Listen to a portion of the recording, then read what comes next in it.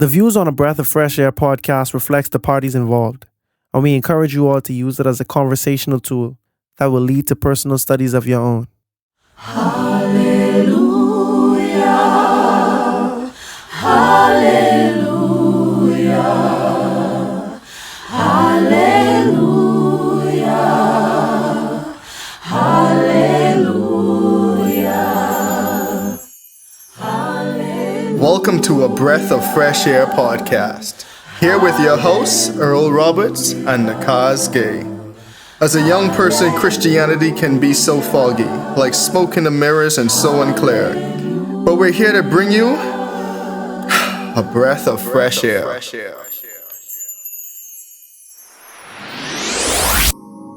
Rejoice, highly favored one. The Lord is with you. You are blessed among women. Do not be afraid, Mary, for you have found favor with God. And behold, you will conceive in your womb, and you will bring forth a son, and his name shall be called Jesus. He will be great, and he will be called the Son of the Highest, and the Lord God will give him the throne of his father David, and he will reign over the house of Jacob forever, and of his kingdom there will be no end. But how could this be? I'm a virgin. I haven't been with a man. The Holy Spirit will come upon you, and the power of the highest will overshadow you. And therefore, the one who is to be born shall also be called the Son of God. Now indeed, Elizabeth, your relative, has also conceived a son in her old age. And this is now the 6th month for her who was once called barren. For with God, nothing is impossible. Behold, I am a servant of the Lord. May it be done to me according to your word.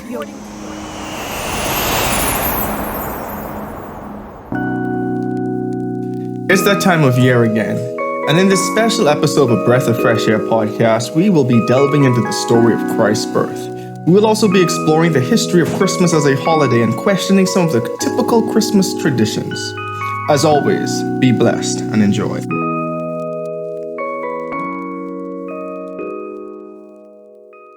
Welcome back to another episode of A Breath of Fresh Air. Happy holidays to everyone. Originally, they were called holy days, but now, due to tradition, we call them holidays. But honestly, welcome back. We're going to have a special episode for you guys today. We didn't do a Thanksgiving-focused episode, but we thought we would focus on Christ's birth again, the importance of it, how tradition has tainted this time, and some of the influences behind all that. So we're going to have a little special episode. There's going to be a lot of discussion. It might be short. It might be long. I guess you'll see probably before you even clicked on this video, you'll probably see the timestamp. So we'll see how God leads.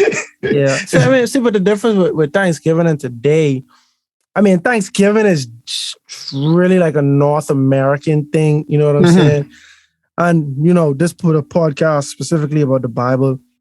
And so, of course, giving thanks is definitely rooted throughout the Bible, but it's a closer theme with the nativity story and Christmas, because a lot of people, especially Christians, they're already thinking about Jesus's birth during this time of year. But Thanksgiving is no real biblical story that's like very consistent with that. We understand the American history version of it, and would we make it today?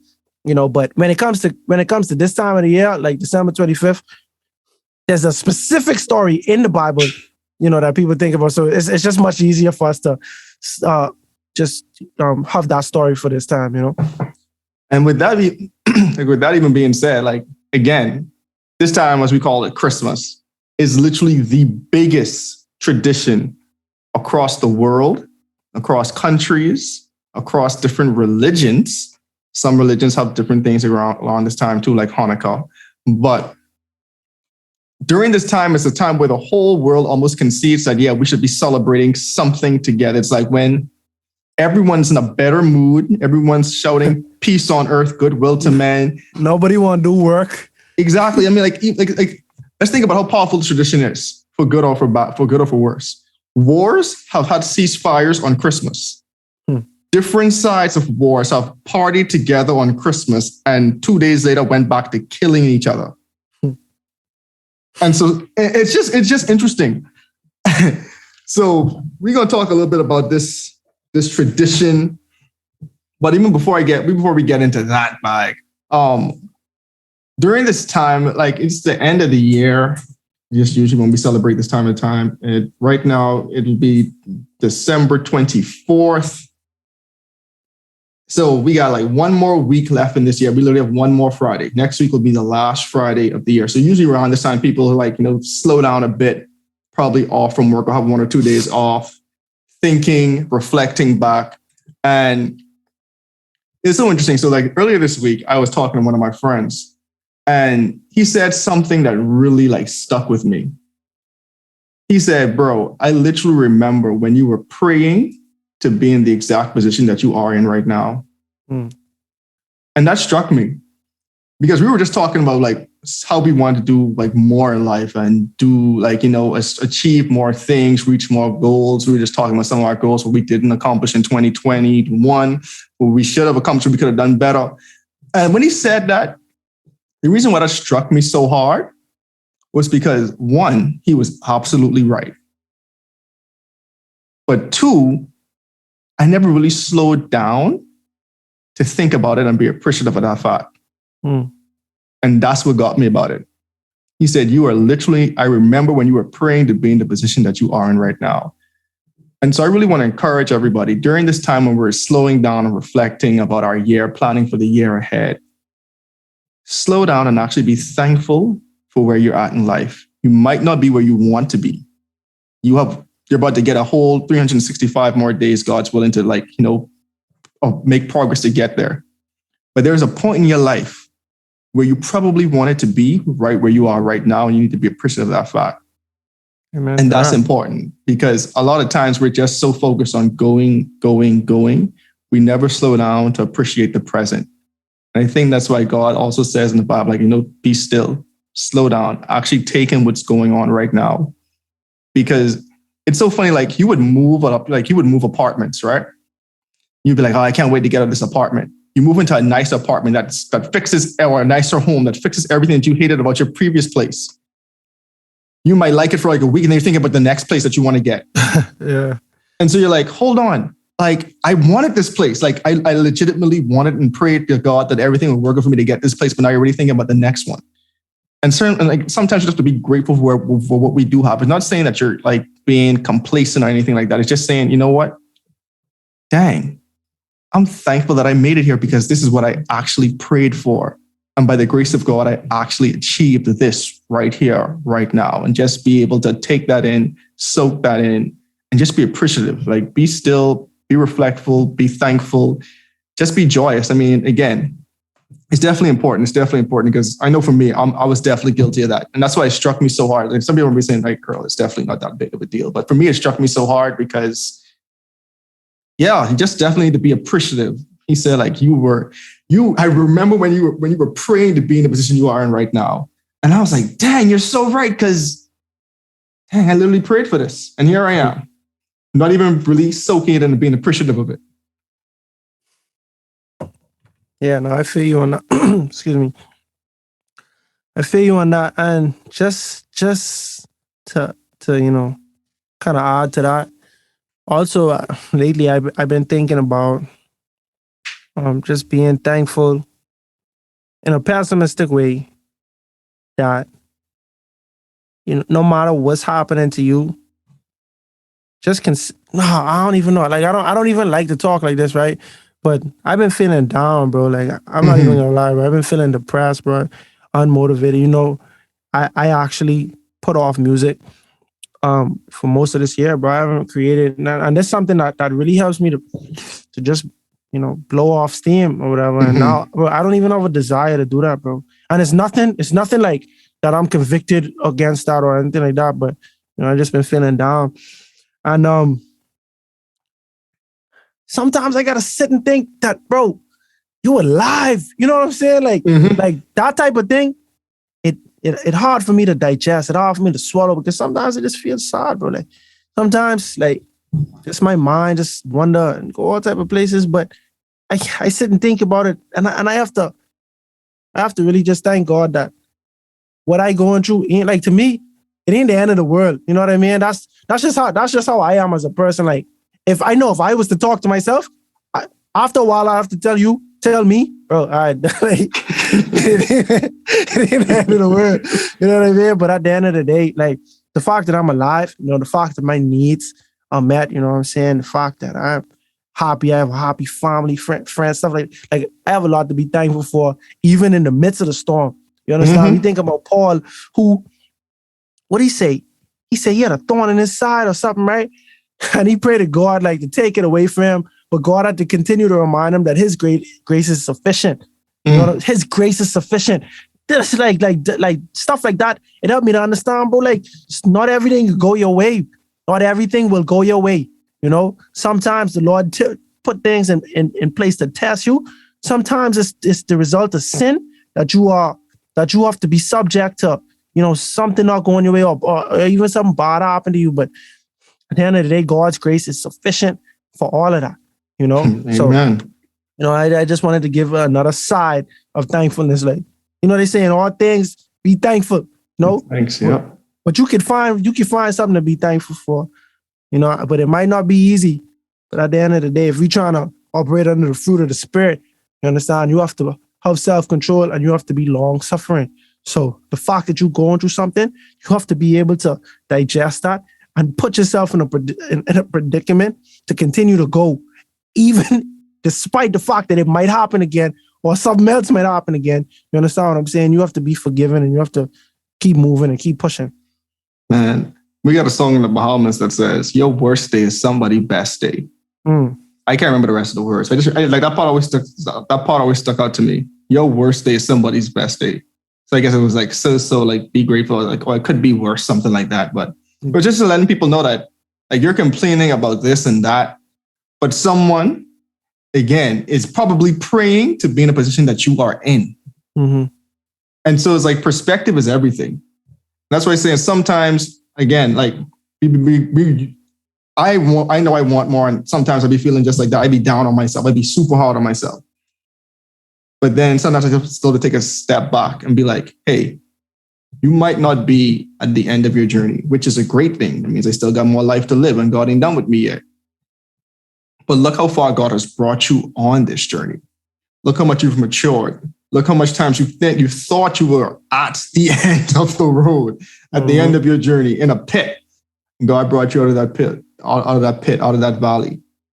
And here you are today. You have many things to be thankful for. And if he has brought you through this, and he's brought you through that, he's definitely going to bring you through what you're currently going through. Amen to that. So yeah, guess that was a thought for this week.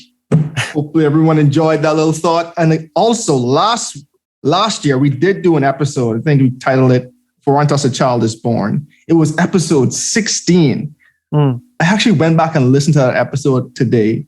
Super good. Not to toot our own horn. It was super good for where we were young in the podcast. Episode 16, man, like we just started releasing episodes. Like, you know, that's when we're still testing out this podcast thing for what it's worth. But definitely go back and check out episode 16. Some of those points might be reused here or recycled here. But definitely check out episode 16 if you haven't already.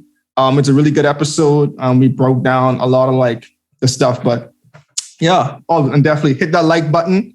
Subscribe if you have not subscribed yet. And yeah, we appreciate all of our weekly listeners and everyone who tunes in, shares it, tell a friend to tell a friend, share it if you like it, share it if you have something that you don't like about it. So you and your next friend can use this as a conversational tool to lead to more studies of your own. I mean, and that's the truth. You know what I'm saying? Because even some of the people who listen, and that's why I appreciate, shout out Twigman once again. Shout out Twigman. Like we all read the Bible, we all internalize, we pray for the Holy Spirit.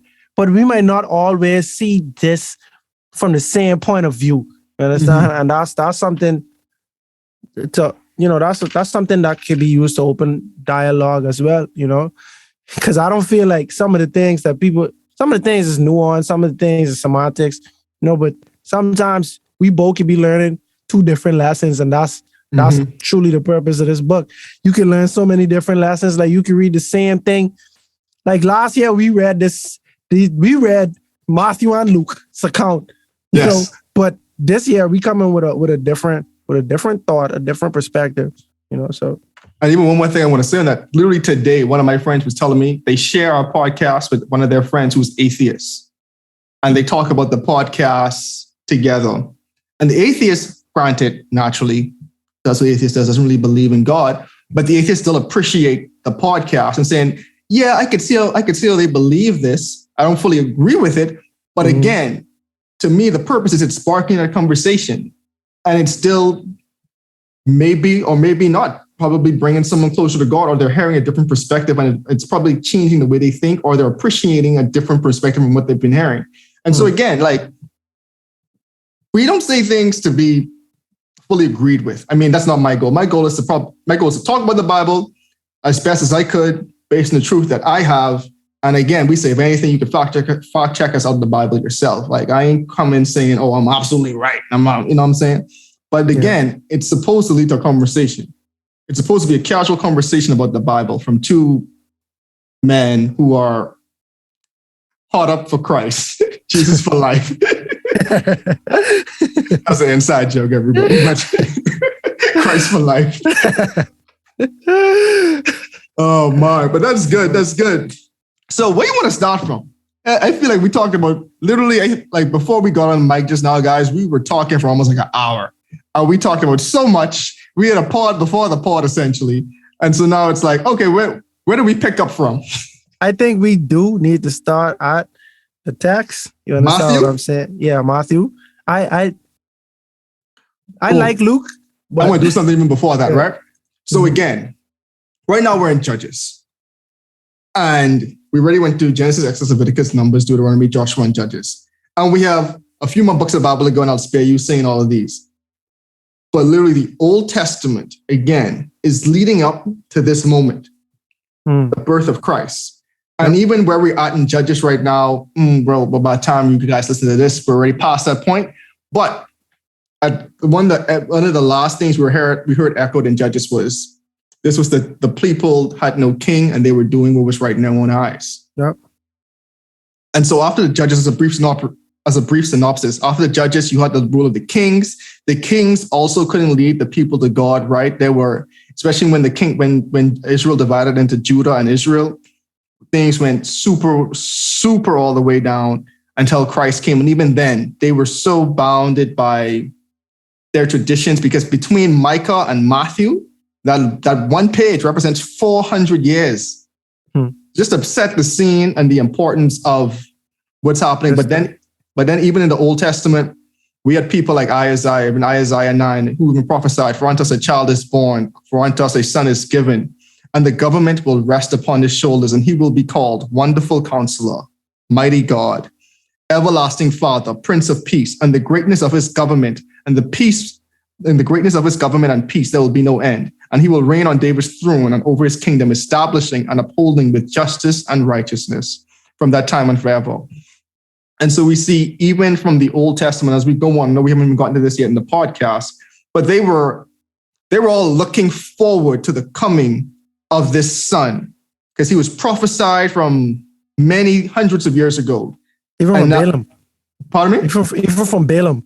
Exactly. From Balaam, and then even from Genesis, because we talked about literally in Genesis, I think that's probably the 2, when we did the second episode of our podcast, but we said like when, from then, the foreshadowing of Christ's birth was foreshadowed, and saying, yeah, like I'm going to put enmity between you and the snake. See it, yeah. Yeah, so that's what God said to Eve and the snake. Your child, you know what I'm saying, your child, I'm gonna put enmity between the woman and the seed and her child, something along that line. I'm sorry. We didn't have it pulled up right now, guys. I'm about to pull that up though, bro. I'm sorry. Yeah, gotta get it right. I was pulling it up too, low-key. So I will put Genesis 3 verse 15, and I will put enmity between you and the woman, and between your offspring and hers, and he will crush your head, and you will strike his heel. So yeah, even that was foreshadowing to the coming of the Messiah, who definitely is the offspring of Eve, as we all are. You know what I'm saying? That would crush the serpent's head. Mm-hmm.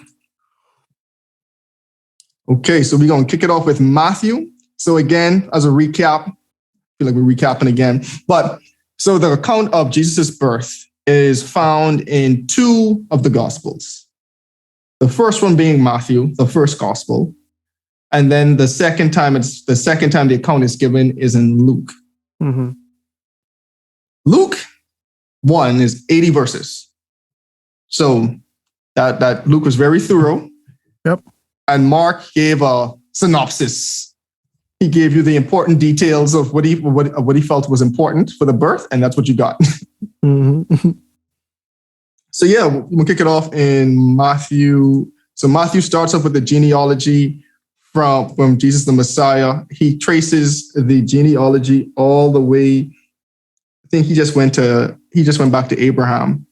And again, you got to understand Matthew's gospel was written to the Jews. Mm-hmm. So everything about his gospel was trying to prove that Jesus was the Messiah who came to save the Jews. Yep.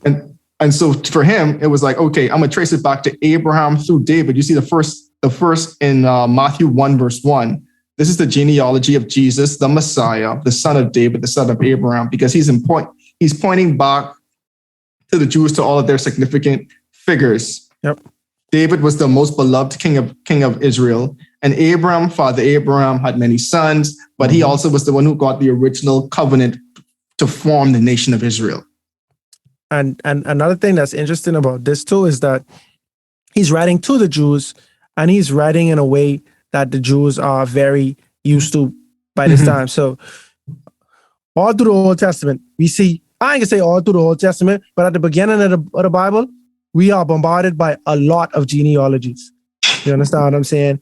It seems like with Genesis, we have a good much, definitely in Numbers. You understand what I'm saying? Chronicles. But they did well in documenting when a span of time had passed. They did well by documenting this person is this person, and that's how we get to here. And that was very consistent in the Old Testament because we see that all the time. And so now in the New Testament, you don't find that as much, but Matthew chose to do that. All right, let me show you all this guy, Jesus, you know what I'm saying, in the way that we know best. Let me show you his family, like in the Bahamas, right?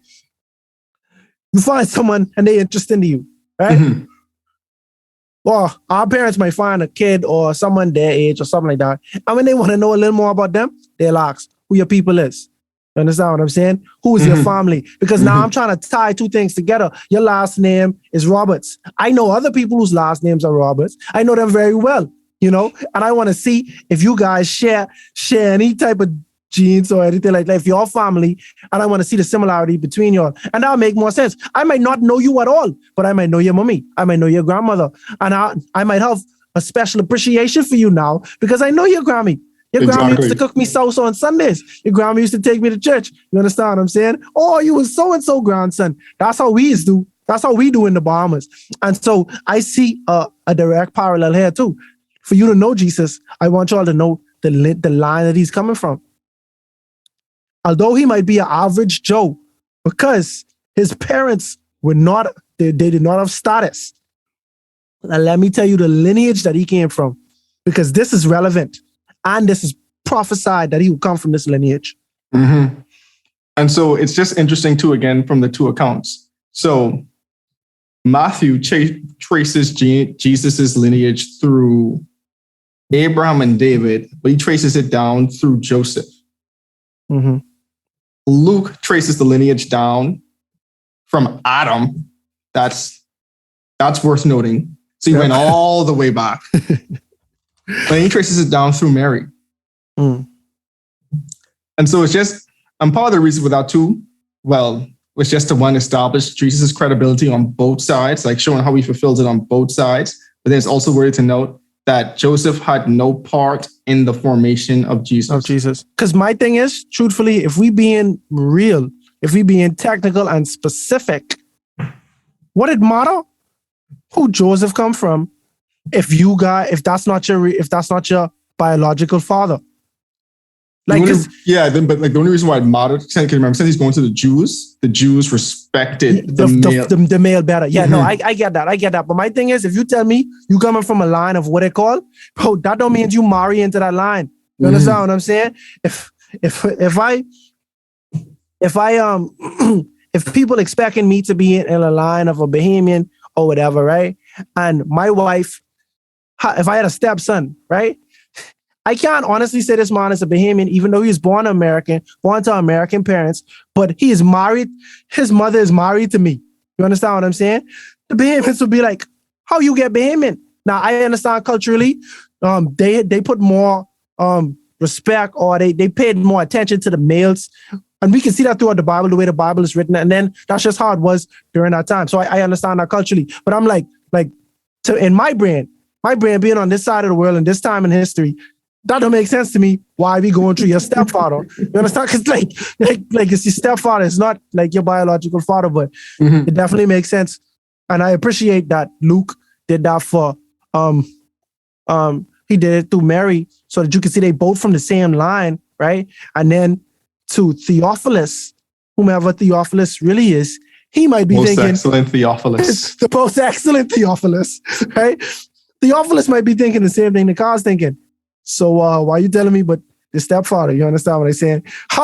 Prove to me how this guy come from the line. You know, I know where his stepfather come from, but what about him, you know? And so yeah, that definitely makes sense to me. And so we went through, you see the genealogy. I'm not going to read all of that right now. You can read Genesis Matthew in the beginning, Matthew 1 through Matthew 1 through Matthew 17, and then 17 to say, thus there were 14 generations in all from Abraham to David, 14 from David to the exile of Babylon, and 14 from the exile to the Messiah. So he's saying like, yeah, these were the generations between Abraham, David, the exile, and the exile to the Messiah. And it's just interesting because like 14 generations still is it's a long time, bro. That's a lot, especially when you take into account that when Jacob them time, they was living to be longer than when it came to around Jesus' time. So them generations would have been longer generations, you know? Mm-hmm. So yeah, that was that. And then we see Joseph accepts Jesus as his son. So we pick up in verse 18. This is how the birth of Jesus, the Messiah, came about. And so we see, again, so some of the details before this, Luke gives an account for. Mm-hmm. But so we see his mother Mary was pledged to be married to Joseph. But before they came together, she was found out to be pregnant by the Holy Spirit. So again, for more context, there was 3 stages in the Jewish marriage. There was the engagement, the betrothal. So when people say you are betrothed to this person, then the actual marriage. So you see, like they were already pledged to be married. So I guess they were ready to betroth they were already betrothed to be married to each other. But then she went away and she came back to be pregnant. And so in Luke, if you read Luke, you would see that Gabriel was like, hey, you're going to be found with child from the Holy Spirit, and who his character and who he will be. And then she went away for 3 months. So to set the stage, you haven't seen your wife to be essentially in 3 months. Mm-hmm. And she comes back pregnant. She's preggo. I ain't seen you in 3 months. And you come back pregnant.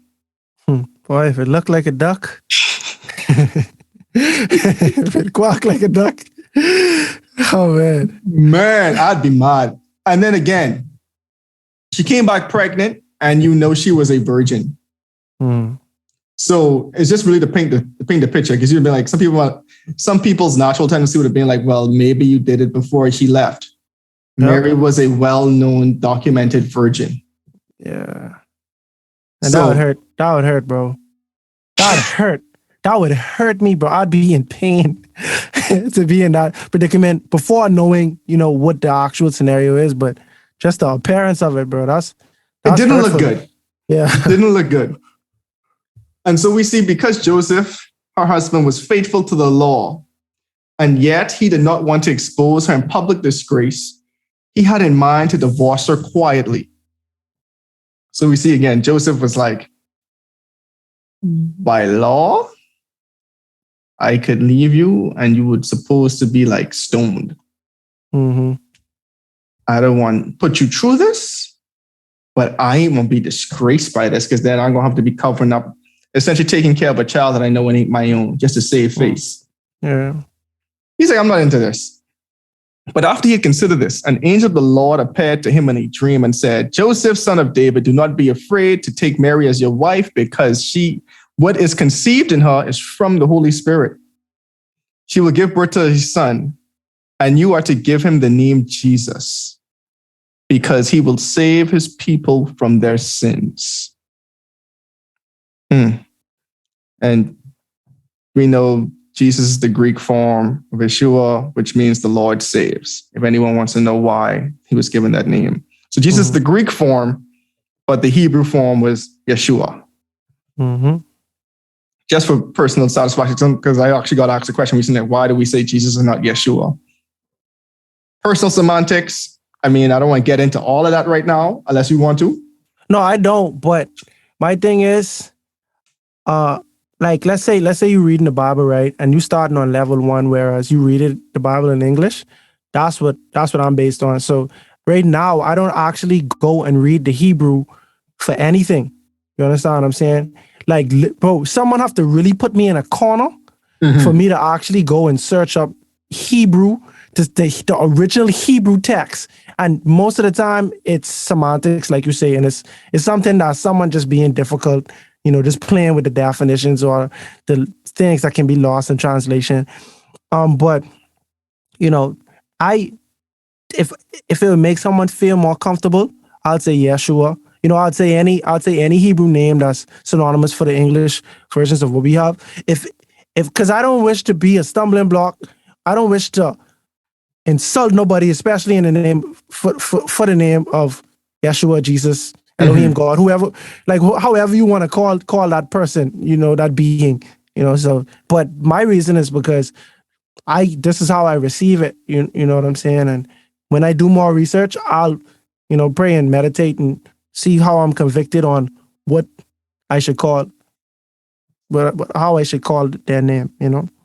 Yeah, I mean, I agree. I mean, sometimes I say Yeshua, sometimes I say Jesus. I know mostly in the pod I say Jesus just because that's the name more people are familiar with. And so that was just my reasoning. But yeah, all this took place to fulfill what the Lord had said through the prophet. The virgin will conceive and give birth to a son, and they will call him Emmanuel. And that's again found in Isaiah, however you want to say that. Isaiah 7. 14. Verse 14. I was actually trying to pull it up real quick. Just Isaiah 7:14. Therefore, the Lord himself will give you a sign. The virgin will conceive and give birth to a son, and will call him Emmanuel. Just interesting. And that text just nestled in between some other texts that just like, oh, okay. That's how this be a lot of the time. So that's why you can't ignore any line in the Bible. But like, you have to pay attention to every line, Especially when you get into the prophets. Yep. I just want to know how, but I really would like to know how Joseph reacted to seeing his pregnant wife. I really would love to know, because I know he was upset, you understand? But I want to know I really want to know how the conversation gone, bro. You know what I mean? But like the funny thing is, the Bible just records it with like he had so much poise and dignity with it. Like I'm sure he was mad, but at the same time he was just like, you know what? Because if Joseph was a messed up individual, he could have made a big scene about it right then and there, and then try to divorce her publicly. Right? No, I get that. I get that he's a noble man. He's an honorable guy, and that's love, though. You understand what I'm saying? That's true love, self-sacrificing love. Because at the end of the day, we have to love our wives as Christ loved the church. Giving ourselves up for her the same way Christ did for us. We sin every day. Christ loves us, bro.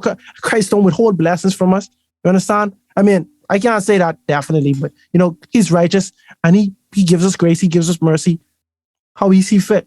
But I sin every day, like I think, and the Lord continues to bless me. I still don't have to want for anything, right?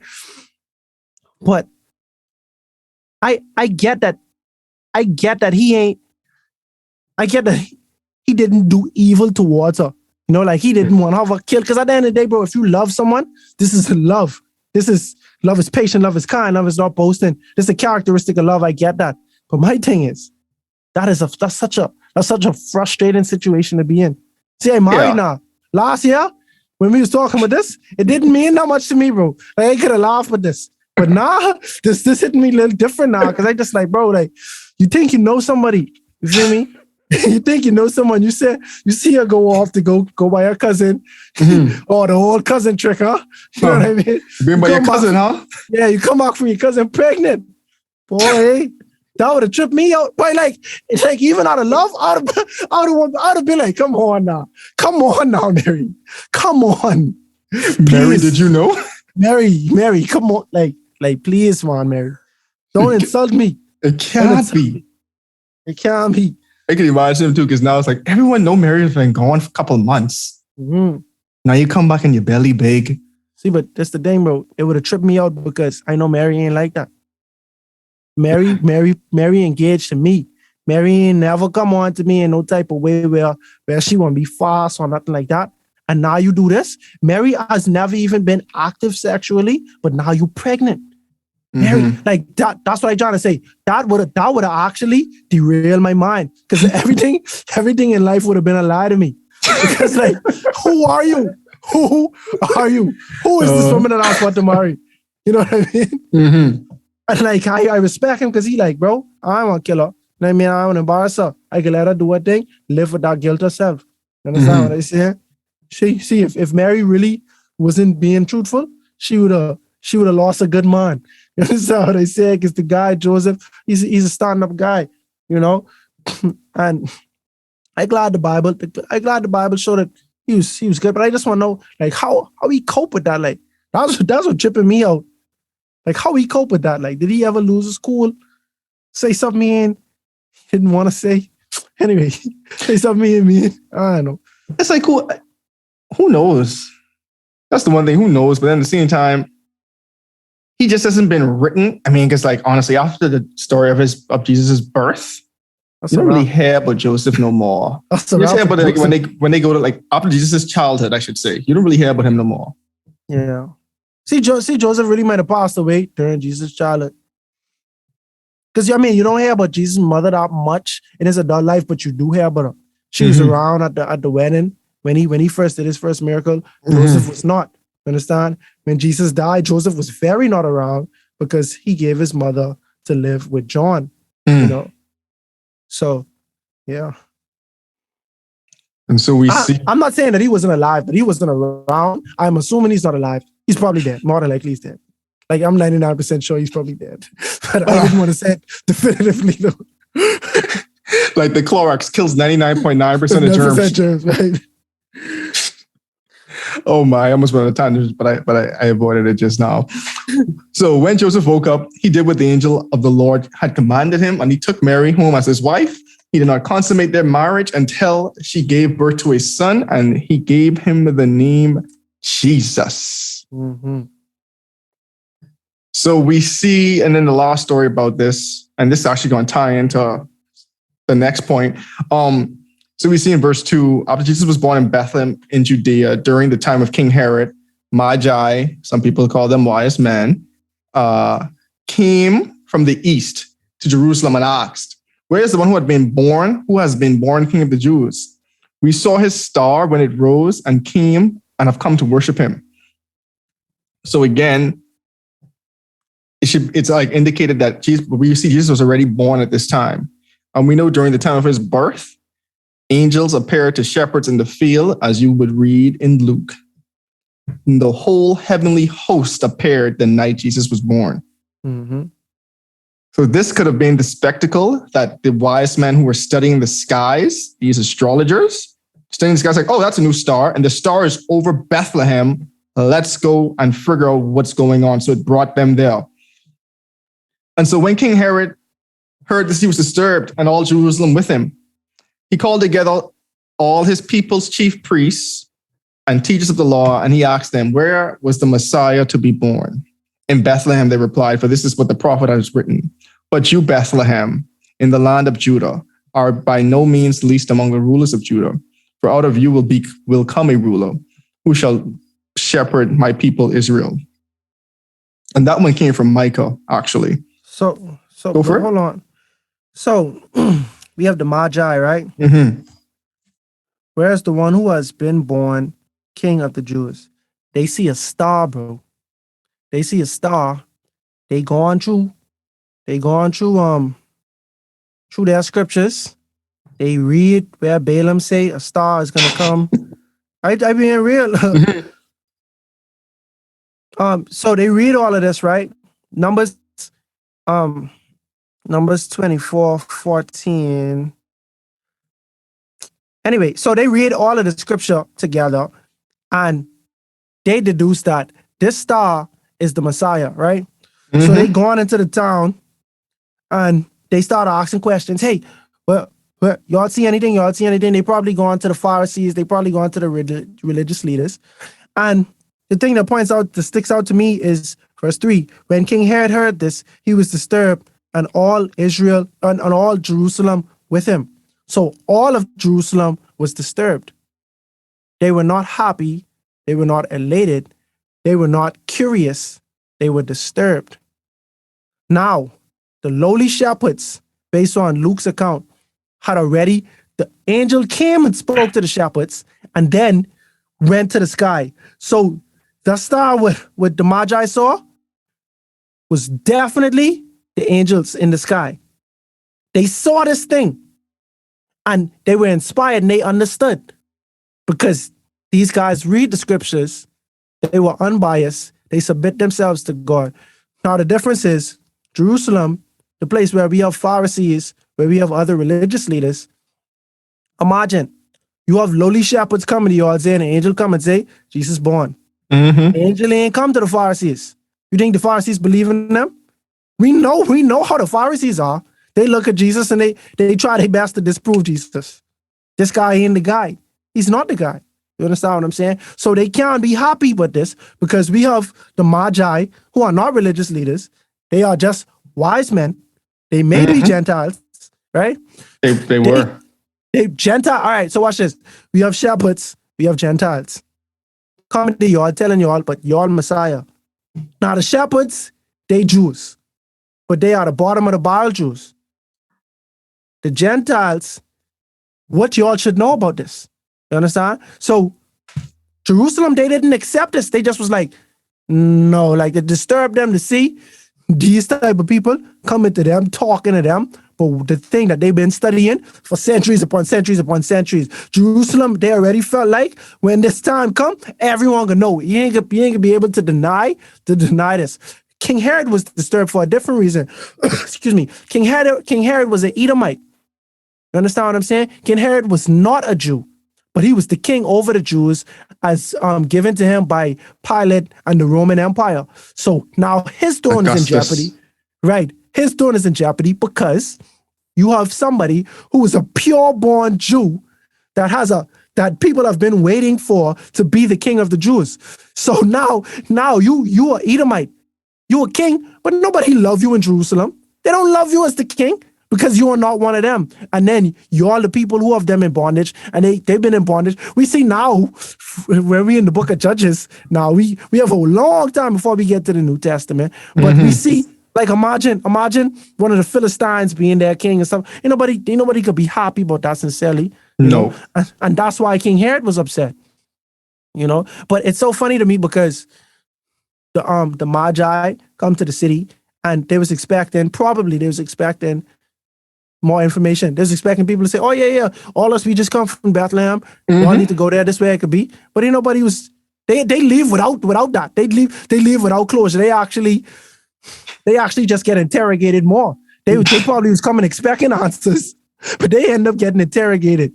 You know, that was what was interesting to me just now reading that. And then also, so a couple of things just to point out.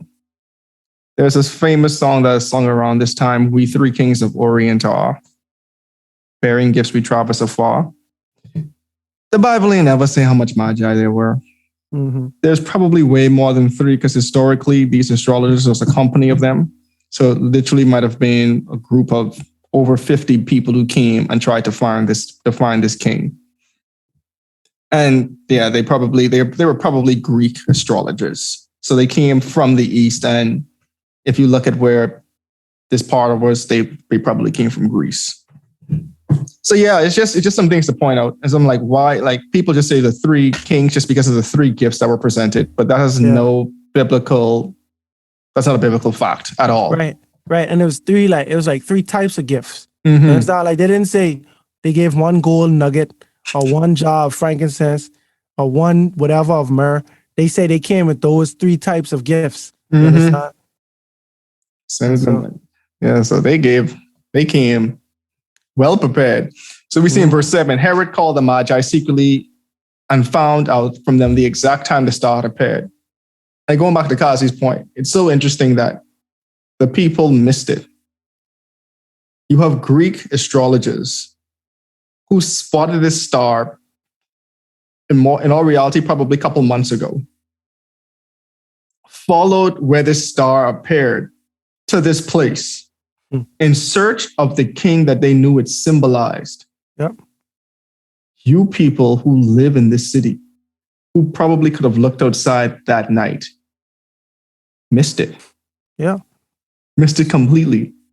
Whereas you have to go to him, you have to call these magi back and was like, hey, yeah, so when did this star appear so we could kind of know which age we should be targeting? Because then we're going to see, and he sent them to Bethlehem and said, go and search carefully for the child. As soon as you find him, report to me so that I too may go and worship him. After they had heard the king, they went on their way. And the star had been seen when it rose and when it went ahead of them until it stopped over the place where the child was. So again, we see this star is still guiding them, guys. So it's like the first GPS system of sorts. Well, they did have a pillar of cloud. The second one. Yeah. Second one. My apologies. I think that same thing happened in our last time when we had this.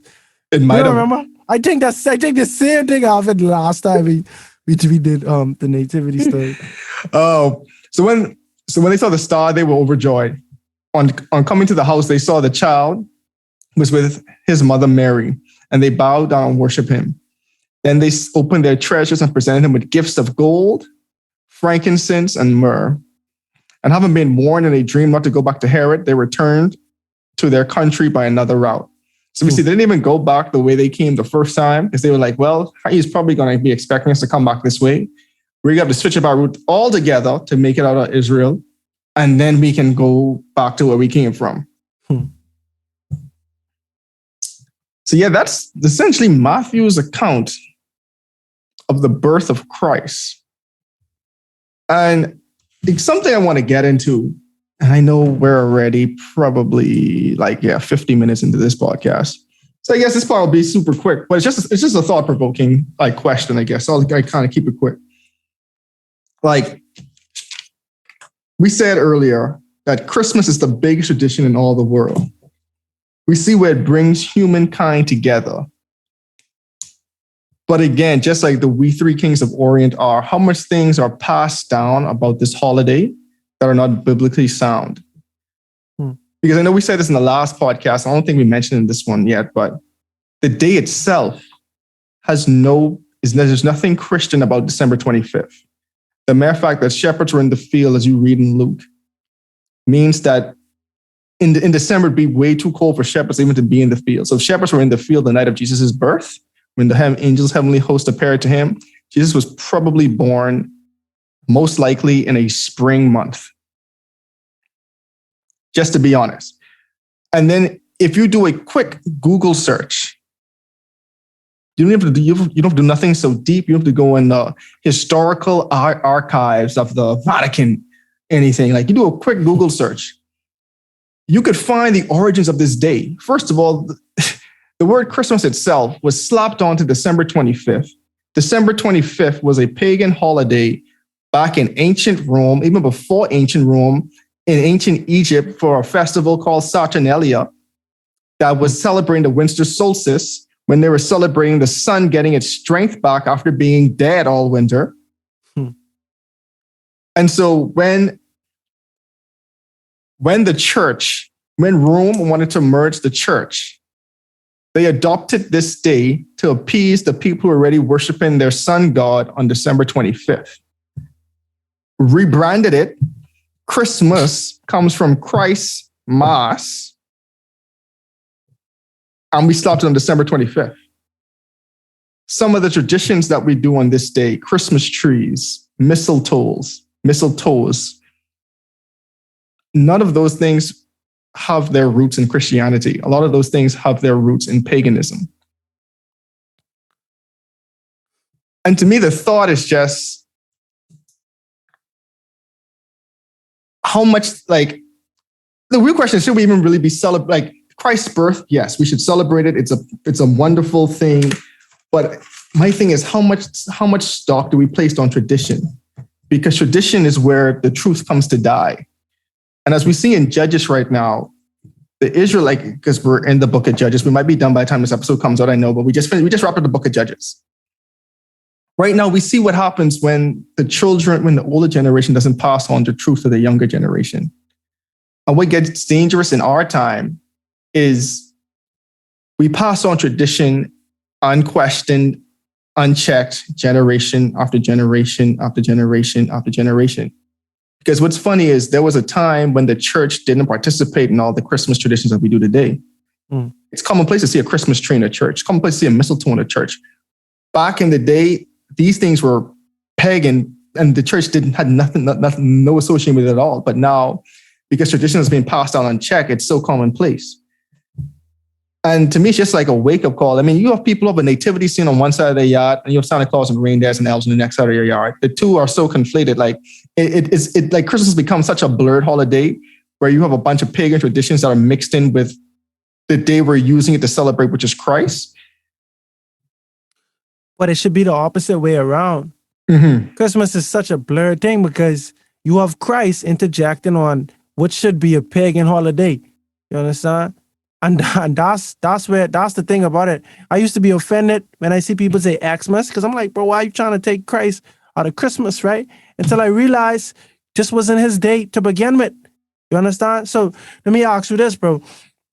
Oh, my bad. I don't mean to cut you off. Oh, no, go for it. So when God read the Ten Commandments to the Israelites and the Israelites said, yes, we will obey, right? And God specifically states his name. I am the God of Abraham, Isaac, Jacob, the God who brought you out of Egypt. When God said that, and then a month later, the Israelites say, hey, let's worship this God. No, Aaron said, I'm going to make you a golden calf, and this is the God who brought you out of Egypt, right? And did God have a right to be upset with them for worshiping a golden calf and saying, this is a representation of God? Yes, he did. Every right. In the same way, you can't take your pagan worship and then throw God on top of it.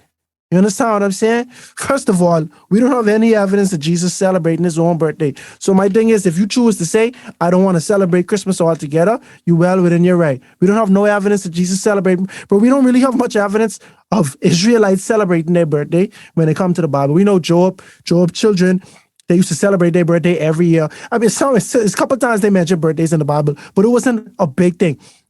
You know, another thing I'm thinking is, you said something and it hit me. Today is December 24th when this podcast will air. It's Christmas Eve. It's a Friday night, and tomorrow is Saturday, Christmas Day. As a child, I used to loathe Christmas being on a Friday night. I remember as a young boy, one day Christmas land on a Saturday, I was so mad. And I sit and look at the calendar and I calculate what days Christmas could be on moving forward and when the next time I gonna have to deal with Christmas being on a Saturday. You know why? Because Saturday is the Sabbath and I cannot do nothing on Christmas Day. Now, how backwards that is, bro. If this day was really for God, shouldn't I be most excited for Christmas to land on the Sabbath?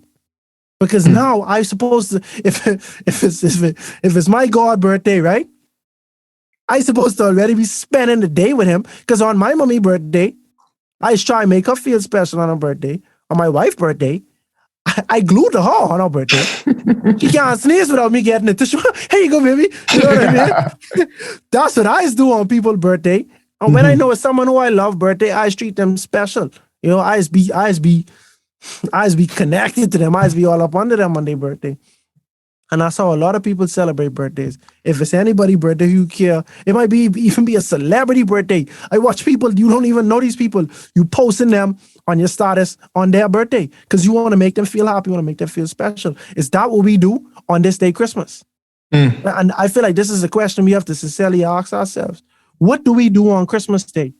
If we celebrate it as Jesus's birthday, how do we celebrate Jesus's birthday and how is it relevant to Jesus? Because one thing I know for sure when I was a kid, I wanted to spend time going out to see the lights. I want to listen to music. I want to go to a party or some type of get together. I want to go to some type of function. I want to watch a movie. I want to sit with my family and watch a movie, right? It's probably going to be about something that's not Jesus. It's going to be somebody who got stuck in a stuck in an airport on Christmas Day and everything going bad for him. And then somehow it turned around and, you know, he made it home. Right. He made it home. And then it's this guy who resembles Santa Claus who give him the salute. Like, yeah, I help you out. You know what I mean? It's something like that. That's how movies are on Christmas Day. And we do that. Everybody does. For the most part, a lot of people do that. That's how we spend our Christmas. We spend our Christmas with family. We watch TV. We listen to music. You understand what I'm saying? On the Sabbath, I cannot do those things on the Sabbath. You know, I grew up in a house where we kept the Sabbath holy. So on if December 25th is a Saturday, you know Santa Claus nothing. You know, jingle bells nothing. You understand? By literally everything, it's business as usual. It's business unusual what we doing on that Sabbath. And that used to disappoint me, especially as a kid. That's not what Christmas meant to me. And why is that? Why is that? Because my thing is, even as a Christian, the Christmas that we experience, it starts off with Jesus. Yes, happy that you came and you happy that you were born. Happy that you were actually born, Jesus. But for the rest of the day, it's Christmas.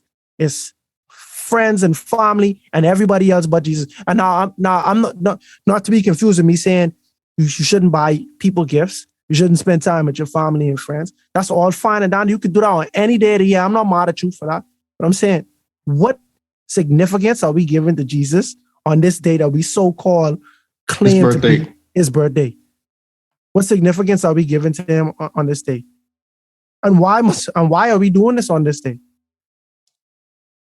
That's my thing. Yeah, I mean, for me, it's just like more people are worshiping the tradition than worshiping the reason why the tradition was established. And in this case, it's so weird because the tradition was established before the reason that we associate this tradition with was given to it.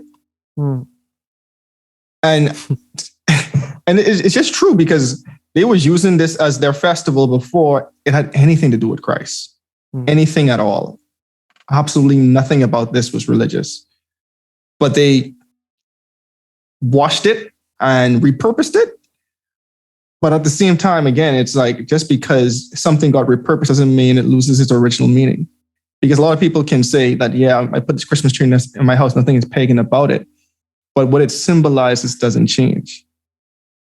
And everyone has to have their own convictions. I ain't telling you what to do. I ain't telling you what not to do. That's a personal choice. That's for you, your household. You all decide that. But to me, it's just a conversation has to be had, because we can't become slaves to tradition and not understand we can't become slaves to tradition and not understand the history behind the tradition that we are holding so dear and near to our hearts. Christ's birth is very significant in human history. He came so that we might have life, and that way we may have it more abundantly, that we could have a chance to make it to heaven, that we can have a chance to spend eternity with him. Him coming to earth is very, very important. It deserves to be celebrated. Him dying deserves to be, I won't say celebrated, but deserves to be held in high regard and reverenced and sacred. But we can't lose the meaning behind these things. And especially, we can't let it be tainted so much by outside influences that were never meant, that nothing good came from. So it's just a thought-provoking section of it. Like, it isn't condemning anybody or anything like that. It's just saying that the conversation has to be had, and these are things you need to think about. Because a lot of traditions associated with this day are not Christian. They're not even religious. I mean, they are kind of religious if you think about it, but they're not Christian. They're not Christian at all. So just a conversation has to be had, man. Like, because at the end of the day, you know, we're supposed to be of the world, not in the world. I hope I'm saying that correctly. But some things like this is necessary because it challenges the way we think and helps us to understand some of the biases or the things that we hold on to. If you were born in the Israelite nation during the time of Judges, you would wake up, you would just be alive, and idols would be a common thing to you. Putting idols up would be a common thing to you. And truthfully, you can repurpose that idol. I don't see how that's different. If you say I put in this bunny in the front of my yard because I want to invite fertility in my home. No, this just symbolizes fertility. I don't worship this thing.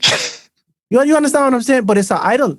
It's still an idol. So you can repurpose this however you want to do, but it's still an idol. You can put an Asherah pole in front of your yard. God said, you don't want to see them. God said, destroy them things. But you could say, no, I use this pole to hang a flag on, to hang my clothes on. You know what I'm saying? I use this pole and I put a net over it, and we play volleyball using these poles and things like that. You can repurpose it however much you want. But at the end of the day, that don't change the fact, and that don't change how God feel about it. You know? We'll read one more thing, right? Hold on, just keep your thought, right? But this is from Romans 10:2. For I can testify about them that they were zealous for God, but their zeal was not based on knowledge. Since they did not know the righteousness of God and sought to establish their own, they did not submit to God's righteousness. And go on, like, not to cut off your point again, so just hold on to your point. But again, it's just showing that, like, what we could be doing, we could be on fire for God, but still be wrong. That's what he's saying right there. He said, I can testify they were zealous for God. Like, their intentions were pure. Your intentions can be pure, but how you hold your traditions right now, but that don't mean you're right. Because at the end of the day, are you even searching to find the truth? And that's the powerful thing, and that's one of the flaws about tradition. Because a lot of people just pass it off as tradition and they don't really search or question it. Think about it. Everyone has their family traditions and stuff. Some of the things might be outdated, but you don't question it because you're like, oh, this is tradition. Why you do this? Tradition. And a lot of people don't argue with tradition because why? It's tradition. Why are you trying to go against tradition? Why are you trying to go against tradition? But again, your tradition could be wrong. So sorry. No, that's true. But I actually was going to tell you to read that. Oh, okay. Look at that. Yeah, Holy Spirit working. Yeah, real talk. And so that's my thing. And I brought this up a couple of weeks back. Like, if you decide one day, I worship the Most High God. However, I need to see it, man. I just got to make a calf, or I got to literally make a picture of what I think Jesus is, and I pray into that. And to me, that's the Most High God, right? You make this thing, you craft this idol, and you make it into what you want, and you say this is dedicated unto God. That is still not right, and that's still what God isn't accepting, and that's identical to the Israelites with the golden calf. That's the same situation as the golden calf. You could change the meaning of these things all you want, but that don't mean God see it in a different way. How do you think God? My thing is, if I had a traumatic experience, related to something in a, let's say, okay, this is about to be very harsh, right? The Nazi symbol. Symbol. Every time you see a Nazi symbol, you know what that represents. But let's say today I change that to be a symbol of peace, and I wear that, and people might be upset with me, but I'd say no, yo, chill. This means peace now. You understand what I'm saying? Does that change the fact of what that symbol stands for? Nope. To the complete opposite. When we see a rainbow in today's society, Mercy. people think about something specific. People think about something specific. Mm-hmm. But to God, does that change the fact of why he literally created the rainbow? Because we have to think, who has authority to change these things? Who has authority? Who has authority to change what day is the seventh day? Who has the authority to say what the rainbow means? Who has authority to say something that's pagan can now be given unto God? Who has the rights to say that? What man possesses the power to say, I'm signing off on this. This is good to go. We can now do this. No man does. It's only God. And so to that point which you was making from Romans, it is very important as Christians for us not to lean on our own understandings. In all our ways, acknowledge him and he will direct our path. And at the same time, he gave us a book. He gave us a book that was inspired by him for us to learn, for us to meditate on, for us to understand him. That way, we could have traditions that are rooted in righteousness. You understand? There's things in the Bible that God wants us to do religiously, that we can do because he told us to. Now, the problem lies when we decide this is what we want to do, and it is in opposition of God, but we don't read to see if it's in opposition of God, or we blatantly disregard it, and we pass it on to our kids and their kids and their kids. And then it can come a time when some people are doing this ignorantly. And so that's the situation where we in a lot of times when we just blindly follow traditions. This wasn't a let's beat up on December 25th day. This was a the more you know day. This was a we making decisions based on intelligence and based on research. We're not just gonna follow the masses. You know, we're not just gonna do things because other people are doing it. We're gonna make informed decisions. And then when you think about it, when Jesus came, he challenged the status quo. Because like I said earlier in the podcast, that page between Micah and Matthew represented 400 years. That was 400 years of traditions that built up. That was 400 years of things that were being done that were no longer inside of what God had planned. And that's why Jesus was a pain in their side, because he was doing things that was righteous, but to the law, it wasn't really right. He was challenging the status quo, and he was making people step outside their comfort zones. Like, especially when you think about it, when he told like the rich man, like what I have to do to become like enter the kingdom of God, essentially like, give up all your wealth. Whoa, what you mean? That's not going to happen. Mm-hmm. But again, and that's one of the things about tradition. It's comfort. It's comforting.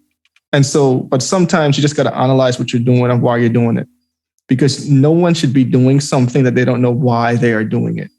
Right. And then it's like the reason behind it, because why should I bring a tree in my house just for one day of the year and decorate it? Where did this start from? What was the symbology behind it? Because I mean, even if you, just from a pure biblical standpoint, none of the two accounts had anything to do with a tree. And then you see as time went on, they people try to like remake it. Oh yeah, we're gonna put a star on top of the tree. It's gonna be like the Star of David or the star that's shown in for the angels.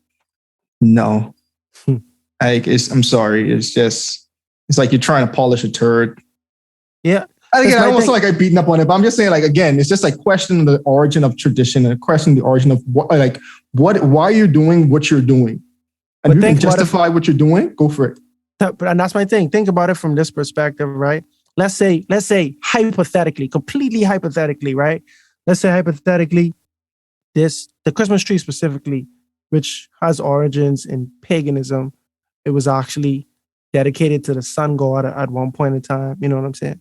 Let's say hypothetically that God detests that the way he detests idols, right?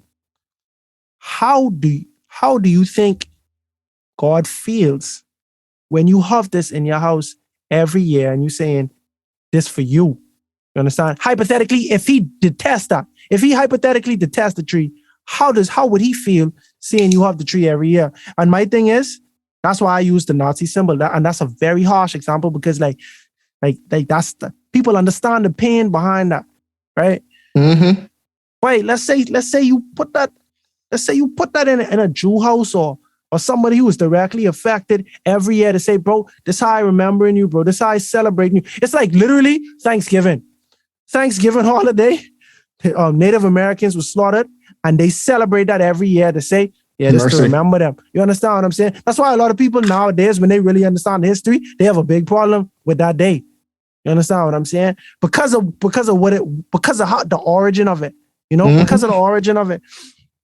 And so I'm saying, in a hypothetical world where that is just not right, I could see that being problematic, and I could see God not being pleased about that. And so now, you know, it's up to you to understand why whatever we're doing, like, and it don't even have to be Christmas related, just every tradition that we do, you know, why we close our eyes when we pray, everything, like literally everything, bro. Why are we doing it? You understand what I'm saying? Why are we doing? What's the relevance? What's the significance? Was this instructed by God? Was it permitted by God? Anything, you know? I feel like that's the mindset we need to have. Indeed. And I guess in closing, again, I know we probably said a lot in the last 20 minutes. If you agree with us, comment it down below. If you disagree with us and have different thoughts and think we went too hard on December 25th and just traditions in general, also comment down below. We'd definitely love to hear your thoughts. And for everyone out there, be safe this holiday season. And again, be thankful for God's blessings. Enjoy the time with your family. And hopefully we just gave you something to think about these holidays. Be blessed.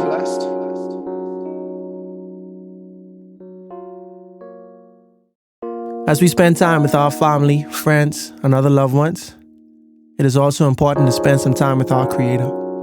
And join us next week as we finish talk about the Benjamites and conclude the book of Judges on the next episode of A Breath of Fresh Air. Tonight's episode included voice acting by Ayanna Albertson-Gay, as well as your host, Nakhaz Gay. Remember to go ahead and research on your own in order to get a more firm understanding of tonight's episode. And if you enjoyed it, make sure to like, subscribe, and share with your friends. You can follow us on social media at A Breath of Fresh Air Pod on Instagram and BOFAPOD on Twitter. Thanks, everyone, and we'll see you next week.